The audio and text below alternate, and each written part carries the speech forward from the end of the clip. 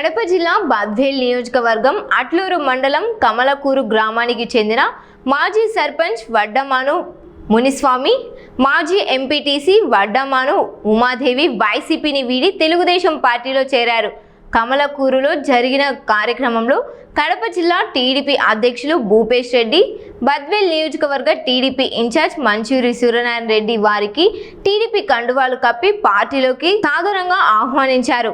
కూటమి ప్రభుత్వం అమలు చేస్తున్న అభివృద్ధి కార్యక్రమాలకు ఆకర్షితులై పలువురు టీడీపీలో చేరుతున్నారని నాయకులు తెలిపారు. మునిస్వామి, ఉమాదేవి చేరికతో కమలకూరు గ్రామంలో టీడీపీ మరింత బలోపేతం అవుతుందని పేర్కొన్నారు.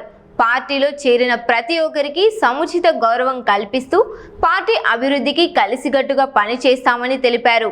ఈ కార్యక్రమంలో అట్లూరు మండల టీడీపీ నాయకులు, స్థానిక నాయకులు, కార్యకర్తలు, అభిమానులు పాల్గొన్నారు.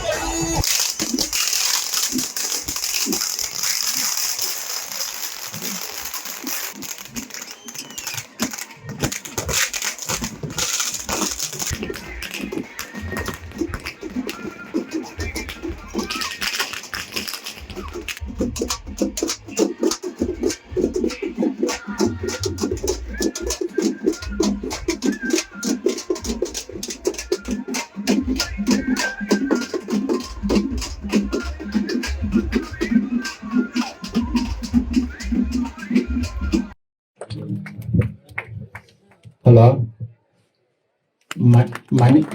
మణిస్వామిని ఉమ్మక్క వాళ్ళ అబ్బా చితానందమయ్య మైదుకూరు, రాజంపేట, బద్వేల్ నియోజకవర్గాలను ఏకగ్రీవంగా గెలిపించుకుంటున్న వ్యక్తి చితానందమయ్య. ఆయన మర్చిపోకూడదు మనము. కాబట్టి ఆ యొక్క మనవడు మణిస్వామి, చితానందమయ్య మనవడు మణిస్వామి, ఉమ్మక్క మనవరాలు.